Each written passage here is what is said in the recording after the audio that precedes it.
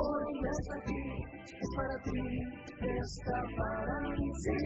Donde tiene parte de Colombia, con su tecnología y metodología, tendrás la educación que tú querías. Hoy está aquí, es para ti, está para mí, sí.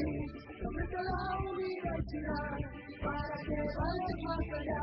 Hoy está aquí, es para ti, está para mí, sí. Para que puedas.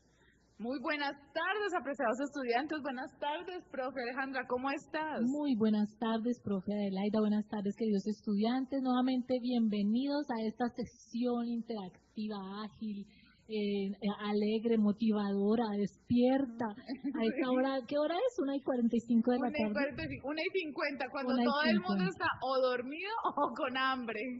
Eso es una situación interesante. Pero estamos haciendo nuestro mayor esfuerzo por motivar esta sesión al 100%. Además que son temas muy interesantes, muy importantes y que nos van a ayudar a concentrar y a mejorar en nuestros trabajos. Así que hagamos un esfuerzo, muchachos. Yo sé, algunos estarán comiendo la empanadita, otros llevaron el almuerzo, pero por favor tratemos de prestar atención. Los foros están habilitados en cada plataforma y pues nosotros estaremos ingresando acá y revisando y realimentando los foros. Pero recuerden por favor participar en ellos, sobre todo en la de TIC 1, porque pues no están participando y acuérdense que aquí estamos 2 materias en una sola. ¿Listo? Para que por favor hacer énfasis en eso. No sé si tú usarás ese método un poquito conductista de poner un puntico de más a los que participen en los foros de las clases. Pues haciendo ahí énfasis en el conductismo, que no es muy fuerte, pero pues pero es un muy buen refuerzo y es una muy buena idea, querida profesora. Va a tocar porque ya estoy preocupada, he subido los foros y no hay participación, entonces ojo muchachos, porque sí están matriculados, sí están los estudiantes, pero no estoy viendo movimiento. Ojo con eso, por favor, porque hay otros que están en la situación contraria, que ya quieren subir las tareas, ya quieren participar y pues está pasando lo contrario, entonces ojo con eso, mis niños. Correcto. Bueno, entonces para hoy les tengo un súper tema. Vamos a hacer repaso de los niveles de titulación, vamos a hacer preguntas en el foro y la idea es que vamos a mirar cómo van participando. Vamos a trabajar mucho en citas. En vida universitaria, la profe les contó a los muchachos algo que no sabían y es que vamos a tener Turnitin. Búsquenlo en internet para saber qué es el software. Es un hit. De verdad, profe, creo que tú lo has trabajado también. Es delicioso porque uno pasa todos los trabajos. Simple y sencillamente se le da un comando a Moodle en la plataforma para que trabajos que carguen los revise. ¿Y qué pasa? Revisa todo y te envía un zip, un archivo comprimido. Una síntesis. Sí. Ajá, y tú lo descargas y ahí te dice dónde hizo plagio, en qué página lo sacó, cómo lo sacó, etcétera, etcétera, etcétera. Así que, muchachos, ya sabemos, hay que revisar el trabajo, hay que realimentarlo, pero sobre todo tiene que ser de autoría de ustedes, afianzando sus argumentos con las citas y las referencias de otros autores. Por ejemplo, nosotros hablamos en psicología del desarrollo, psicología de la infancia y en desarrollo de la infancia, de la niñez y la adolescencia, hablamos mucho de Diane Papalia.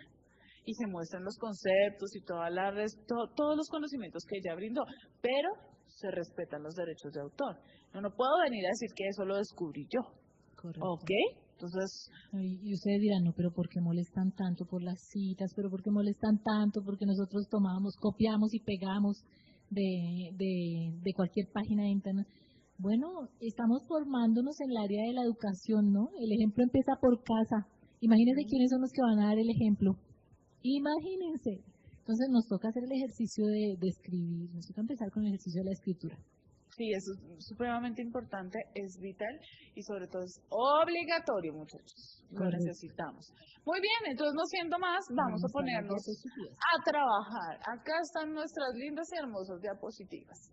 Entonces, vamos a trabajar sobre plagio. ¿Y qué es el plagio?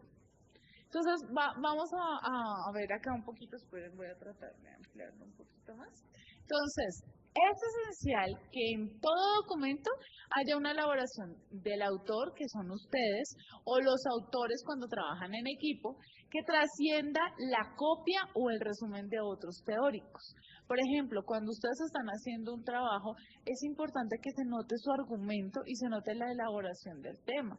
Profe, lo que nosotros decíamos, que haya un aprendizaje significativo, que haya una transferencia de información. Entonces, en una de las partes más importantes del trabajo son las conclusiones.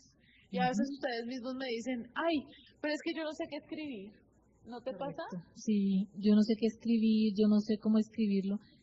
Mira, no sé si viene el caso, pero en normas APA y en general en redacción se habla de algo que se llama el parafraseo, ¿no? Entonces, cuando yo entiendo algo, pero no es de mi autoría, sí, yo lo comprendo, pero no es de mi autoría, yo voy a hablar de lo que otra persona ya investigó, pero igual tengo que mencionar a esa persona. Entonces, hacer el ejercicio de comprender lo que voy a estudiar, lo que vengo estudiando, de pasarlo a un escrito, si yo soy muy consciente de que no es de mi autoría, menciono al autor. ¿Eso es parafrasear, profe? ¿Sí? Sí, eso es parafrasear. Cuando la frase, los estudios, el descubrimiento, la cita, el estudio como tal no es mío, ahí lo estoy mostrando. Me refiero a estudio científico, a investigación, a datos recolectados. Ojo con eso. También debe evitarse el abuso de la copia textual, porque ustedes pueden decir, ay, no, profe, es que es una cita de 40 palabras, o es una cita de más de 40 palabras, y uno va a revisar y todo el texto está completamente copiado. Por ejemplo, profe, no sé si tú sabías que en una cita textual no podemos, o sea, uno no puede repetir la misma cita durante 3 párrafos consecutivos en la misma hoja. Correcto. Entonces, si pongo a Papalia arriba y la vuelvo a poner en el siguiente párrafo y en el siguiente párrafo. Estoy haciendo plagio. Exacto. A ver, entonces muchos dicen, ¿qué? No. Sí, lo lamento. Toca ser reales con ustedes. Otra cosa, y hay que citar en su escrito a las personas cuyas ideas, teorías, investigaciones y propuestas han influido directamente en su investigación. Por ejemplo, la profe ha hablado de que ella no va mucho con el conductismo, pero de acuerdo al conductismo, de acuerdo a Skinner, de acuerdo a Watson. Entonces, ahí estamos generando, hasta cuando nosotros desarrollamos una clase, estamos generando un respeto y una preservación por los derechos de autor y el planteamiento de otros. Y ahí estoy generando no solo un parafraseo, sino que estoy generando un argumento y un debate. No lo manejo, dice la profe, pero yo sé que el conductismo es esto, esto y esto, y ustedes lo pueden aplicar acá. Otra cosa sería que yo dijera, profe, le tengo una idea que se me acaba de ocurrir, póngales punticos. No, yo sé que eso pertenece al conductismo y debo respetar derechos de autor. Entonces, profe, según el conductismo, ¿cierto? 2 puntos, se me ocurre esto. Y Pero no lo mismo cuando generamos los debates o por ejemplo, cuando preguntamos, hay cosas que son propias del conocimiento de lo que ustedes tienen, pero hay autores que las refuerzan con estudios científicos que las respaldan. Por ejemplo, cuando hablamos que el crecimiento de los niños es acelerado, es un poco rápido, se puede medir de manera cuantitativa y cualitativa, ustedes eso lo saben si en su quehacer diario de su vida fueron madres o fueron tías o fueron hermanas de bebés pequeños, ¿sí? Ahí ustedes van aprendiéndolo, pero con un argumento externo, aprenden y refuerzan su conocimiento. ¿Ok? Eso es importante, los argumentos. Yo puedo aprender el argumento, pero con un autor lo refuerzo. Correcto. ¿Listo? Igual que la docente que dice, es que yo en mi trabajo les pongo en el cuaderno caritas tristes y caritas felices. Ustedes sabían que eso tiene herramientas técnicas, ¿no? Y que eso no se lo inventaron ustedes. Hay un autor, hay personas, hay modelos científicos de los cuales se tomó esa herramienta como medio de estimular el comportamiento de los niños en las clases. Entonces eso no es así como así que yo lo escribo y ya, no, de algún lado salió. Tiene elementos teóricos. Ay, que los colores, que el uso de los colores, que el aprendizaje, que la forma, diseño. Ojo, por eso es que un docente tiene que estar en una formación constante y tiene que estar abierto a aprender. Es de vital importancia eso, que ustedes entiendan que un docente siempre va a estar en constante aprendizaje y sobre todo que tiene que estar buscando, actualizando, leyendo, viendo para poder actualizar y trabajar en la temática. Correcto. Muy bien, sigamos con las diapositivas. En las diapositivas vamos a ver que hay unos tipos de fuentes de información. Correcto. ¿Listo? Entonces, ay, profe, ¿qué es eso? De hecho, en nuestro foro ya nos estamos acercando a la pregunta del día de hoy. Entonces, según el nivel de información que vamos a que proporcionan las fuentes de información, pueden ser o primarias o pueden ser secundarias. Las primarias es todo aquello, y vamos a ampliarlo un poquito para que ustedes lo vean. Las primarias es todo aquello que están viendo en este momento en pantalla. Libros, revistas científicas, porque, ay Dios mío, No son cromos, ni semana, ni o nada de Aló, eso. o Teen, o No, nada de eso. una alumna que una vez me referenció, ¿cómo es que se llama esta? Es que tiene un nombre como fuerte, como llamativo, ay, se me fue el nombre, pero era un nombre de una revista y me decía, no, pero profe, eso es una revista científica. No. Y yo, no, esa no es una revista científica, Cosmopolitan, ¿me acuerdo? Ay, Dios mío. Profe, pero es que acá en el estudio de parejas, porque yo dictaba la electiva de terapia de parejas, dijo, acá en Cosmopolitan referenció, me dijo, mira, un test para saber si uno está bien o está mal con su pareja. Y yo, ok, no, esa no es. Las revistas científicas son revistas científicas. Son revistas que han sido avaladas por sus estudios, por, qué sé yo, ¿qué podemos decir? Revistas avaladas por la APA, ¿puede ser? Ajá, y que se encuentran sobre todo en bases de datos como Scopus, en donde las cumplen unos parámetros, un orden para poder publicar. Entonces, por ejemplo, en estas revistas científicas tenemos las revistas de universidades, las revistas académicas, por ejemplo, como que están en la red, entonces pueden ser la revista psicológica, la revista de pedagogía, sí. Casi siempre van acompañadas y respaldadas por instituciones educativas en donde hay un fuerte en investigación. ¿Listo? Entonces, esas son revistas científicas que tienen que, por ejemplo, eso es algo que ustedes no conocen, pero hay una escala. Entonces, si es Q1, es la máxima escala. O sea, si usted logra publicar ahí, es que eso es lo máximo de lo máximo, porque son revistas que puntúan muy bien académicamente, que tienen un gran movimiento a nivel mundial, que todas las personas pueden leerlas, acceder a ellas.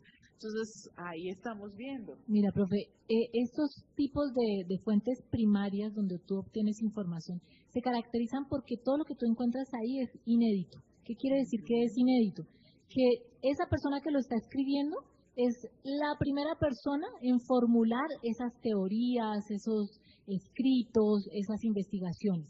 Que antes de esa persona no había suficiente información para formular esos textos. Entonces, esas son fuentes primarias de información, son fuentes de primera mano. Por ejemplo, un libro, profe, no sé, Papalia es primera... Psicología del desarrollo. Pero ella lo que hace es recopilar. Sí, sí, ellos recopilaron información. Entonces, ¿no es una fuente primaria? No, sí es una fuente primaria porque combina lo que ella había hecho con los 3 autores, pero también invitan a otros autores a presentar sus estudios, sus trabajos, las lecturas, los escritos, y ahí es donde sale el libro de Psicología del Desarrollo. Excelente. ¿Algún libro de Piaget, por ejemplo? Ese sí es propio. Eso puede ser una fuente primaria. El libro de Piaget en este momento no se me ocurre cuál. ¿Algún libro de Freud? Por ejemplo, más allá del principio del placer. Puede ser, o no sé, eso no se me ocurren nombres, pero donde el autor principal es Freud, sí es un libro, una fuente de información primaria.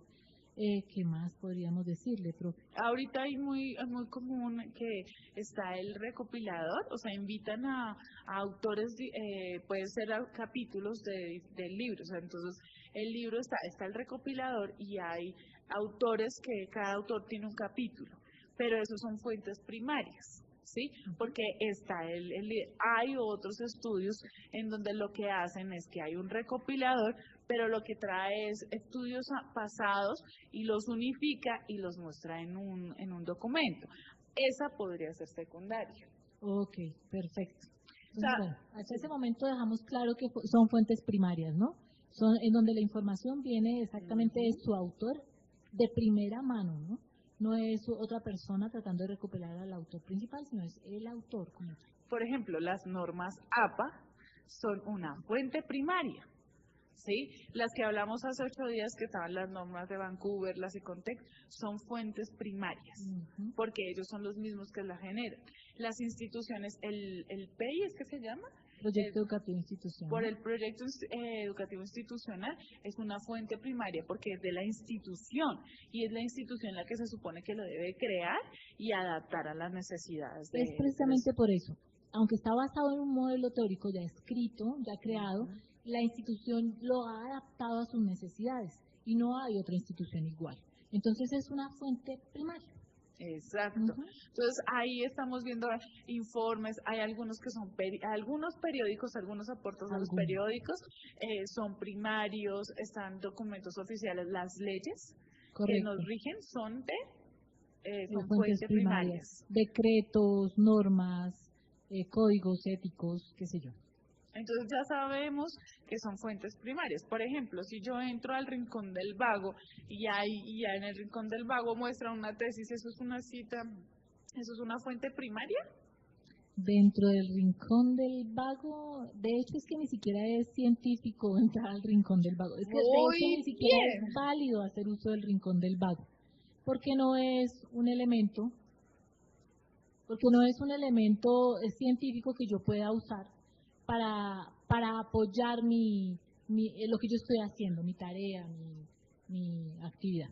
Exacto, o sea que ni siquiera entre, o sea, queda grabado, está prohibido entrar a ese tipo de lugares porque no se consideran una fuente ni siquiera secundaria de información. Si ustedes encuentran una tesis doctoral, de maestría o de especialización en la web, esa puede ser una fuente primaria o secundaria. ¿Ustedes qué pensarían? Ahí vamos a ver que depende, porque depende si es un estado del arte.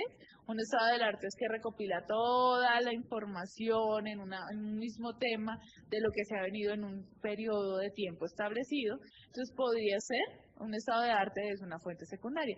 Una fuente primaria es que ellos generan la tesis, o sea, el investigador genera su tesis, la presenta, la sustenta, y casi siempre está basada en una investigación en una población particular, con una muestra, con unos instrumentos y que genera una respuesta. Esa es una fuente primaria, no un trabajo que suben porque vine a adelantar una tareita y ahí estaba montado en internet, entonces no, ojo con eso, por favor, tengan mucho cuidado en eso. Correcto, mira. Bueno, yo creo que vemos primero normas, fuentes secundarias y luego si les comento algún tipo de tareas que recibí. Entonces, verdad. Y las patentes. En Colombia no tenemos muchas patentes, pero las patentes son fuentes primarias. De pronto las realizadas por las personas, los científicos más grandes de Colombia, no sé. Ginás, Patarroyo. Sí, son fuertes. A ver, veamos las secundarias. Entonces, las fuentes secundarias, le pedimos al máster mostrar nuestras diapositivas. Entonces, las fuentes secundarias contienen información organizada, elaborada, producto de análisis, extracción o reorganización que refiere a documentos primarios originales. Por ejemplo, las enciclopedias. Yo crecí con enciclopedias. Sí, magnífico. En nuestra época no existía San Google, por eso lo más moderno que alcanzamos a ver fue en carta. Imagínense, eso era el hit. Entonces, los directorios, acá en Bogotá es muy común el directorio telefónico, ¿no? Aún existe, de hecho en los pueblos también, en los principales municipios del país hay directorios, libros o artículos que interpreten otros trabajos o investigaciones. Ojo, libros o artículos científicos, ¿no? Volvemos a ese tema, ¿no? Libros o artículos científicos, o sea, artículos de la revista Cromos no cuentan, ¿no? Esa revista definitivamente no es una revista científica. O la de Tú. O la revista Nueva. Sí, pero sabemos, ¿no? Por supuesto. Todo el que va a una peluquería ha visto la gran cantidad de revistas que hay. O el periódico, por ejemplo. Hay un periódico que es demasiado amarillista, ¿no? pues no me acuerdo el nombre, pero lo venden como a 1.000 pesos y sale, murió degollado, lo encontraron colgado por un amor. Y pues si ustedes van a colocarme esa, así consideren que sea una fuente secundaria, no es una fuente científica y por ende queda sacada de taquito, ¿ok?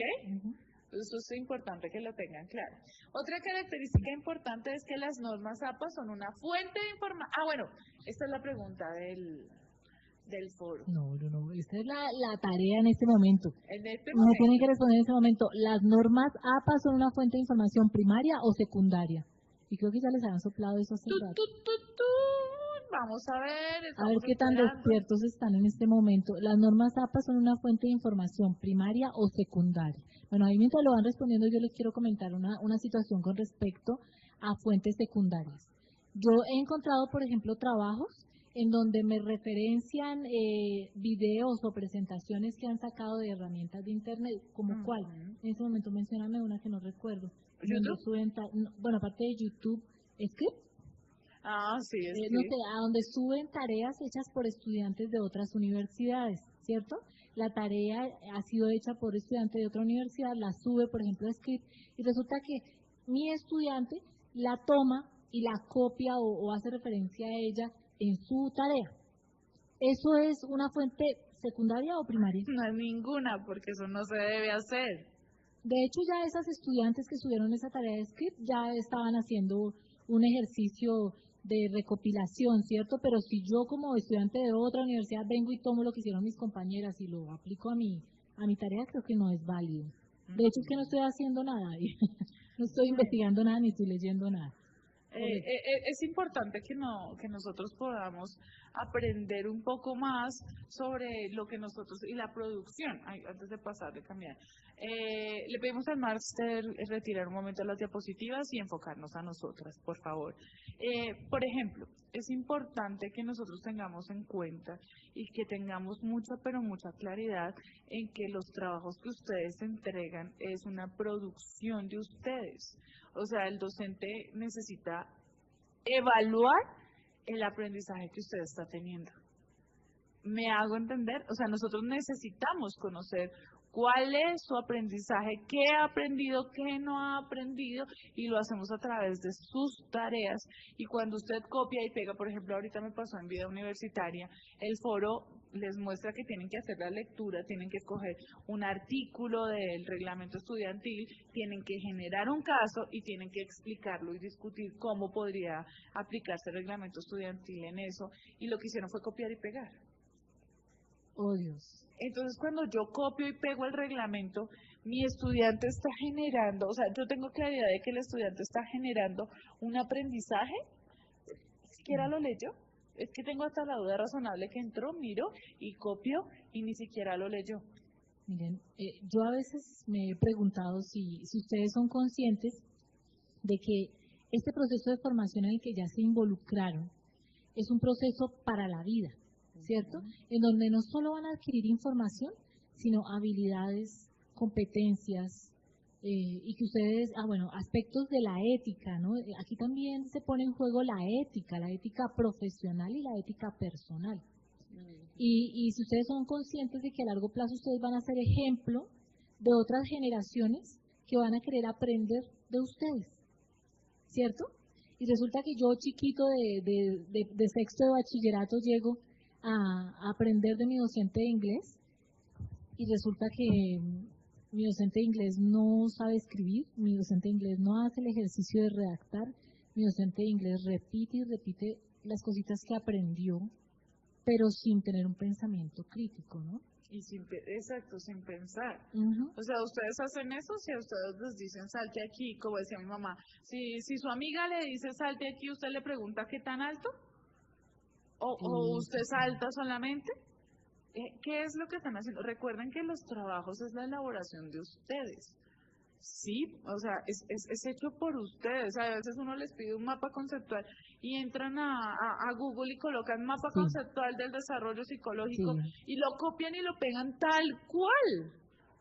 Y entonces le pasó por acá, le salió por acá y, ojo, Por eso es que hacemos tanto énfasis en las fuentes primarias, en las secundarias y sobre todo en el análisis de la información. O sea, es muy, muy importante que ustedes tengan claridad que cuando hablamos de normas APA, las normas APA le exige a la persona que está elaborando el documento pensar, argumentar y dar su punto de vista. Y hay que tener muy claro que argumentar, pensar y dar el punto de vista no se desarrolla, sino es haciéndolo. Haciéndolo. Mire, cuando vaya usted a escribir en un foro, por favor, tómese el tiempo de redactar en Word, sobre todo si son esos foros donde nos van a dar una calificación. Tómese el tiempo de hacer su redacción en Word. No solo mira la ortografía, no solo mira si está cumpliendo, no sé, con etiqueta, por lo menos de saludar y despedirse, sino también si realmente lo que usted está escribiendo tiene un sentido. Y es claro, ¿no? Porque es a veces queda como, Sí. hola James, tú Exactamente. James, yo venga te digo, ojo. Exactamente. Entonces, esas competencias solo se ganan haciéndolo, se desarrollan escribiendo. Si usted no se pone en el plan de escribir y hace el ejercicio, no va a lograr esas competencias. Señor docente, señora docente, nosotros vamos a ser inmensamente felices sabiendo que ustedes son grandes docentes y que sus competencias lectoescritoras subieron al 100% en este proceso de formación. Sí, recuerden eso, es muy importante. Por eso es que a la gente no les gustan las normas APA, Sí. porque no se trata de copiar y pegar, sino de analizar de lo que hacen perdón el ejemplo que va a poner, de regurgitar. Ustedes tienen que regurgitar su conocimiento, tienen que procesarlo y plasmarlo. Ojo con eso, porque es que copiar y pegar es muy fácil, pero analizar la información, elaborarla y generar mi punto de vista no es tan fácil. Y por eso es que nosotros tenemos que ser buenos docentes. ¿A usted le gustaría, mírese usted y vea su proceso de formación, usted dejaría a sus hijos con un profesor como usted? Es una cosa que ustedes tienen que pensar. Ustedes están formando al futuro, para formar al futuro de este país. Entonces, es algo que tenemos que trabajar. Siguiendo con nuestras normas, nos pusimos sentimentales. Pasamos de tipos de fuentes de información a una reflexión muy personal. No, y lo hacemos en el marco de que muchos están supremamente emocionados porque ya tienen plataforma, otros están supremamente angustiados porque no lo tienen, es la minoría, pero igual importa e impacta, y todos quieren trabajar ya, pero a veces la calidad de mi aporte no está a lo esperado, entonces ojo con eso. Bueno, sigamos. Entonces la cita viene de una fuente, la cita de una fuente revisada. Eso es como cuando usted crea una cuenta en Google o en Gmail y le dice que la cuenta no ha sido revisada aún y que por eso no puede subir videos o escribir. Cuando es de una fuente revisada, siempre la idea es que cuando usted presente una idea de una fuente revisada, indique en el documento el autor y el año correspondiente. Haciendo énfasis en el psicoanálisis, podríamos decir que para el psicoanálisis el funcionamiento psíquico no se explica únicamente por la referencia de la conciencia. Ahí no dice Rojas 2018, sino dice Freud 1923. ¿Ok? Acá ya estamos mostrando y estamos evidenciando cómo estoy retomando una idea que no es mía, pero la estoy incluyendo en el párrafo. ¿Y qué usted para tomarla, no? Estoy hablando de lo otro, entonces digo, para el psicoanálisis, yo no estoy escribiendo. El psicoanálisis dice que el funcionamiento psíquico no se explica. No, yo estoy referenciando a que yo estoy leyendo de otra fuente, ¿no? Para el psicoanálisis, que es la fuente donde yo estoy trayendo la información, el funcionamiento psíquico no se explica únicamente por la referencia, de la conciencia. ¿Cuál es el asunto? Estoy usando una fuente de información primaria, ¿no? Sí. No estoy trayendo a colación información de fuentes estudiadas por otros estudiantes ni nada de eso. Estoy usando una fuente de información primaria y estoy hablando de esa fuente de información. Como lo que estoy haciendo es haciendo una cita que no es textual, ¿cierto? Ahí no estoy hablando, no estoy copiando y pegando, ¿cierto? Sino estoy diciendo lo que yo leí en ese libro. Entonces uso esas palabras. Para el psicoanálisis, o para Montessori, o para Piaget. O según Freud, 1923, correcto, en el psicoanálisis, o se define el psicoanálisis. Correcto. Ahí estamos viendo diferencias. Otra cosa que pasa, ojo, Si usted fue el que planteó la idea, en norma Zapa no le dice que abra paréntesis y coloca elaboración propia. Correcto. No, eso no se hace, ¿ok? Porque ya me pasó que recibí un escrito en donde cada párrafo que hacía el estudiante abría paréntesis y colocaba elaboración propia 2018. No.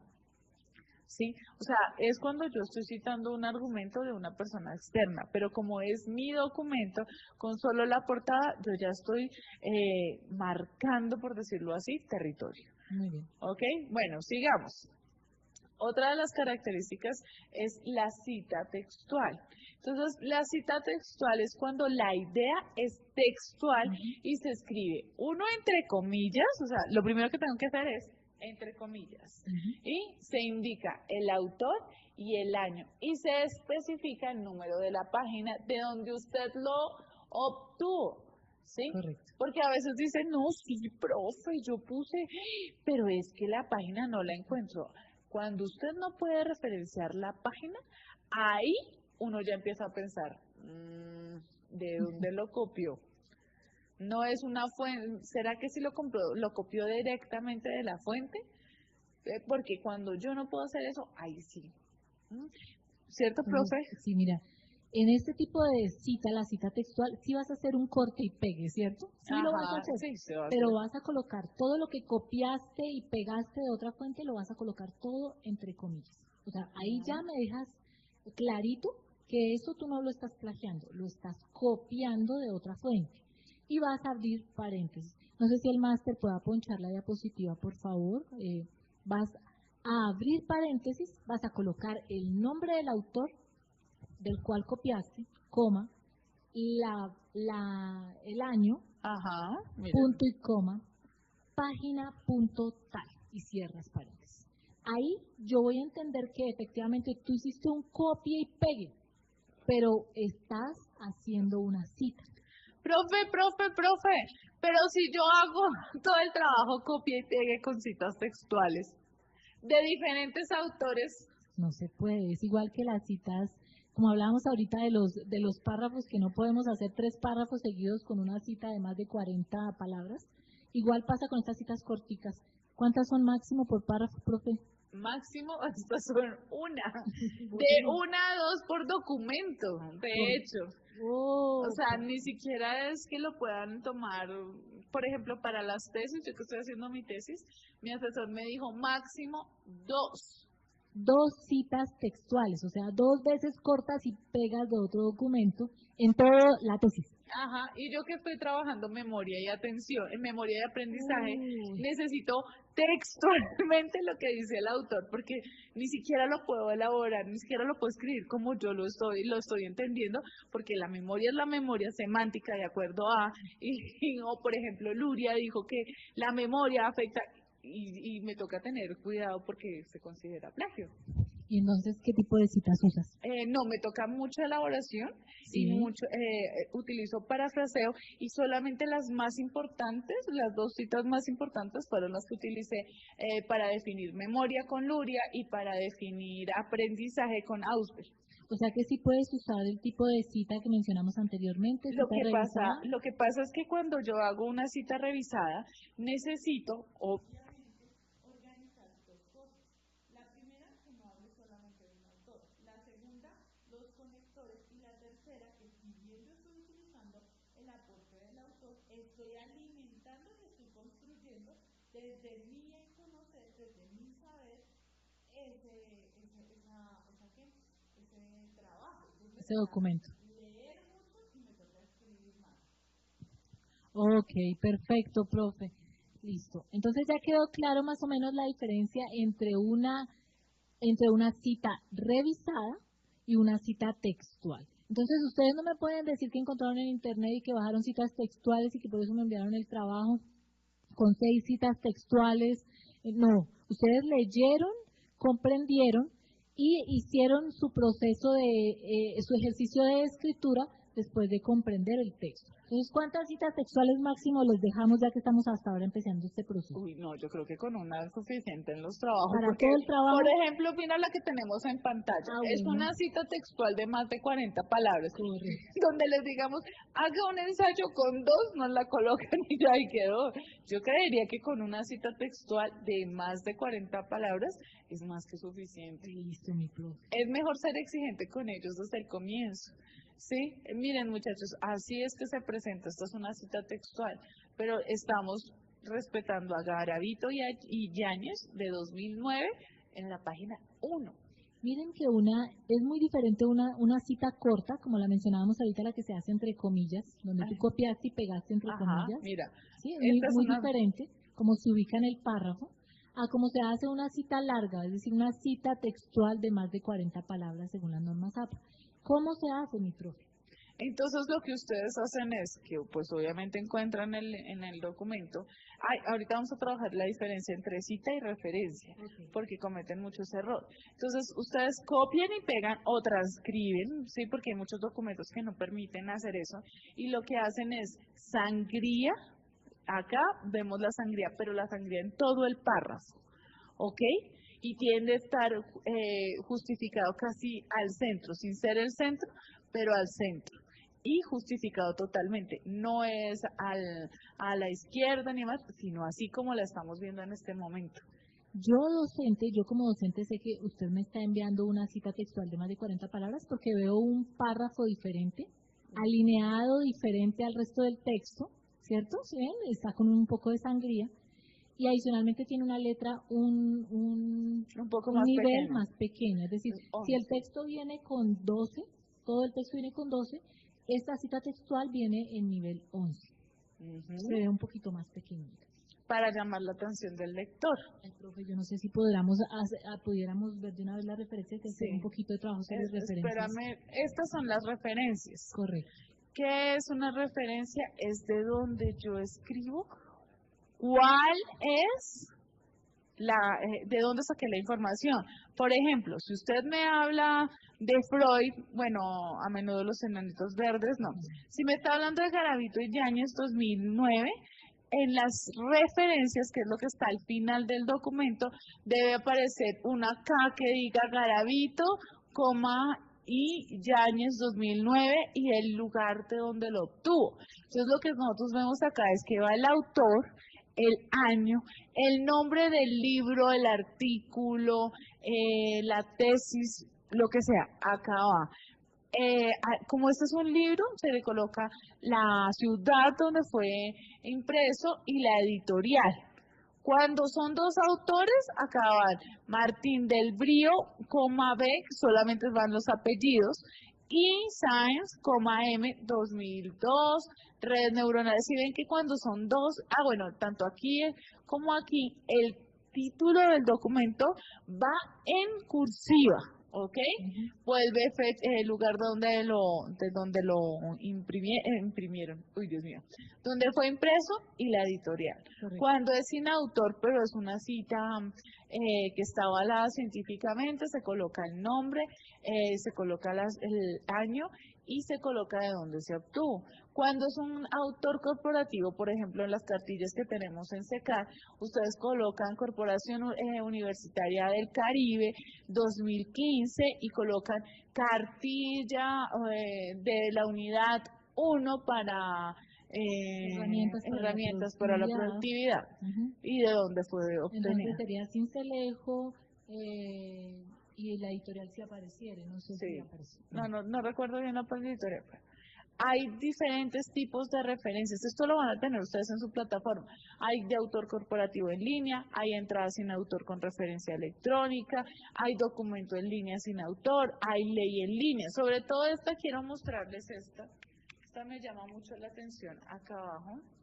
Esta en línea, por ejemplo, para los que están en vida universitaria, que vieron vida universitaria conmigo, se coloca reglamento estudiantil, que estaba en la web, y ustedes colocan, ahí sale 2012, puede colocarle 1 de octubre o no le colocan la fecha cuando fue, Corporación Universitaria del Caribe, recuperado de ¿Listo? Siempre, siempre se coloca. Si usted sacó un artículo científico, lo obtiene acá. Entonces, profe, para concluir, la cita es lo que va dentro del marco teórico, pero la referencia es de dónde yo saqué esa cita. ¿Ok? Debo escribir el nombre del libro y los asuntos relacionados con el libro donde lo tomé, o del sitio donde lo tomé. Sí. Bueno, muchachos, no siendo más, por favor, no alcanzamos a mirar ni siquiera el foro. Participen en los foros, realicen las actividades, que tengan un feliz fin de semana y Dios los bendiga. Profe, Hasta muchas pronto. gracias. Gracias.